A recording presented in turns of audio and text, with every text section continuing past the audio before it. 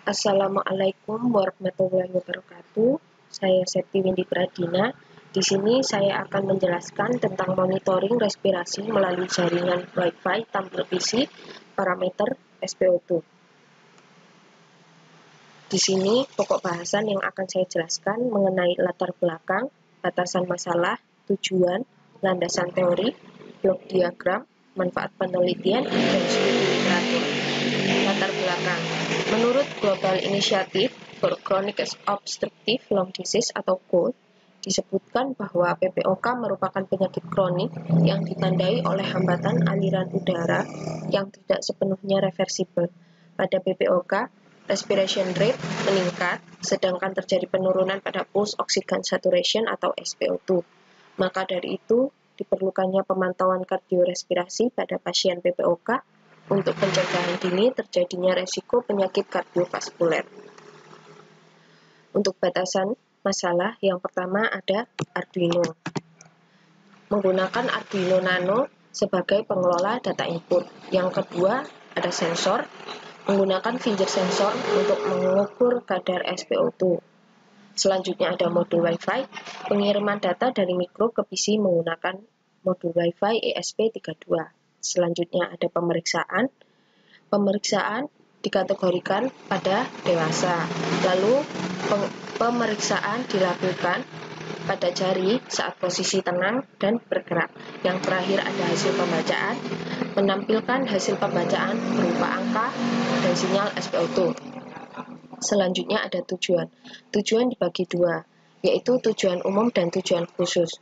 Tujuan umumnya dibuat alat untuk memonitoring laju pernafasan dan SpO2 dengan menampilkan data dan sinyal menggunakan ESP32 parameter SpO2.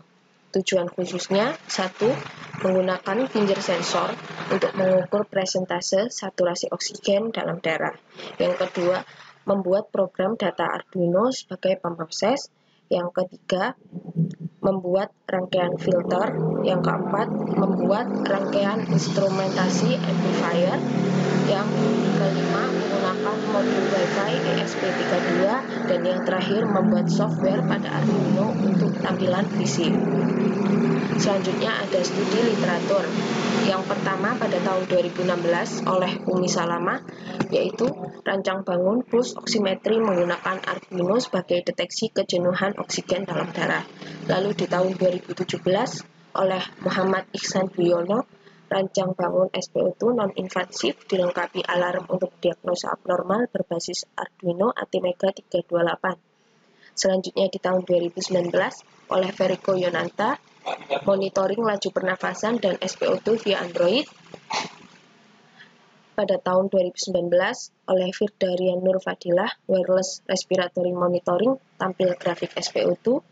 Di tahun yang sama, tahun 2019 oleh Ari Sulistyo Utomo, yaitu monitoring heart rate dan saturasi oksigen melalui smartphone.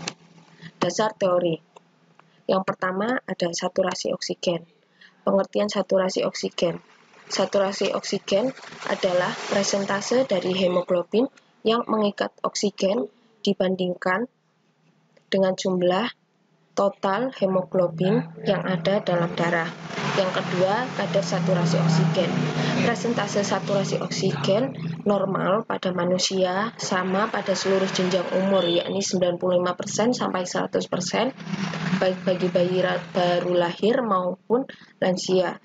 Untuk pengertian SpO2 merupakan nilai estimasi dari nilai SaO2 dengan metode pengukuran non-invasif. Yang kedua ada pulse oximetry. Pengertian pulse oximetry yaitu prosedur diagnostik medis yang berkaitan dengan level oksigen dalam darah manusia. Kegunaan pulse oximetry untuk mengukur kadar saturasi oksigen dalam darah. Lalu prinsip kerja. Alat pulse oximetry menggunakan perbedaan panjang gelombang dan dari cahaya merah dan cahaya inframerah yang ditangkap oleh sensor deteksi setelah melewati pembuluh balik dan pembuluh kapiler pada ujung jari telunjuk. Oksigen yang kaya akan hemoglobin diserap oleh cahaya infrared, sedangkan darah yang tidak mengandung oksigen di dalamnya diserap oleh cahaya LED merah. Hasil pembacaan dari LED merah dan infrared disebut dengan sinyal PPG. Perbandingan antara LED merah dan infrared akan menghasilkan nilai yang berbeda. Hasil dari perbandingan tersebut akan menjadi penentu kadar saturasi oksigen dalam darah. Lalu komponen utama. Finger sensor. Finger sensor terdiri dari infrared, LED, dan fotodioda. Letak infrared dan LED dengan fotodioda berhadapan satu sisi di bawah ujung jari dan di sisi lain terdapat pada punggung ujung jari. Infrared dan LED memancarkan cahaya secara bergantian ke ujung jari yang kemudian diserap oleh seluruh jaringan yang ada di jari, dan fotodioda sebagai penerima cahaya hemoglobin di dalam pembuluh darah menyerap cahaya. Lalu Arduino. Di sini saya akan menggunakan Arduino Nano. Arduino Nano adalah salah satu papan pengembangan microcontroller yang berukuran kecil, lengkap, dan mendukung penggunaan breadboard. Lalu ada PC atau personal komputer. Fungsi utama dari personal komputer atau PC adalah untuk mengolah data input dan menghasilkan output berupa data atau informasi sesuai dengan keinginan user. Dalam pengolahan data yang dimulai dari memasukkan data atau input sampai akhirnya menghasilkan atau mengeluarkan informasi atau output, komputer memerlukan suatu sistem dari kesatuan elemen yang tidak bisa terpisahkan. Lalu ada modul Wi-Fi. Di sini kami menggunakan ESP32. ESP32 adalah rangkaian sistem berbiaya rendah dan hemat daya pada microcontroller chip dengan Wi-Fi terintegrasi dan mode ganda Bluetooth. Lalu saya akan menjelaskan tentang cara kerja block diagram. Finger sensor yang telah terpasang pada jari telunjuk pada saat posisi tenang dan bergerak akan mendeteksi kadar oksigen dalam darah atau SpO2 untuk mendapatkan nilai dari sadapan finger sensor. Selanjutnya akan diolah di rangkaian fotoplethysmograph. Output dari rangkaian fotoplethysmograph akan masuk ke rangkaian PSA. Output dari rangkaian PSA ini akan masuk dan diproses oleh microcontroller.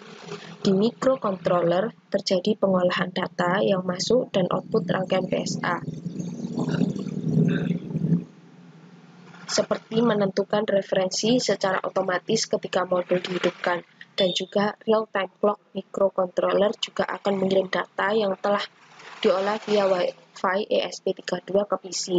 Di PC akan menampilkan data nilai presentasi SpO2 beserta sinyal untuk memudahkan user memonitoring nilai kestabilan kadar SpO2 pasien. Selanjutnya adalah diagram alir program Arduino. Cara kerjanya adalah pada diagram alir ini, ketika alat dihidupkan, finger sensor akan mendeteksi kadar saturasi oksigen dalam darah pada pasien dengan posisi jari tenang dan bergerak. Kemudian, sinyal yang telah terdeteksi akan diproses oleh ADC microcontroller. Setelah itu akan dikirim ke port serial menggunakan Wi-Fi. Kemudian dari Wi-Fi data akan dikirim dan diolah di PC untuk menampilkan nilai data yang berupa presentasi kadar saturasi oksigen dalam darah beserta sinyal SpO2. Kemudian saya akan menjelaskan cara kerja diagram alir program PC. Diagram alir tersebut diawali dengan koneksi Wi-Fi, di mana Wi-Fi di sini berfungsi sebagai receiver dari modul Wi-Fi ESP32. Data yang diterima oleh ESP32 nantinya akan diproses dan akan memberikan nilai SpO2 dan sinyal SpO2 yang akan ditampilkan pada PC. Sekian presentasi dari saya. Mohon maaf jika ada kekurangan dan salah-salah kata. Assalamualaikum warahmatullahi wabarakatuh.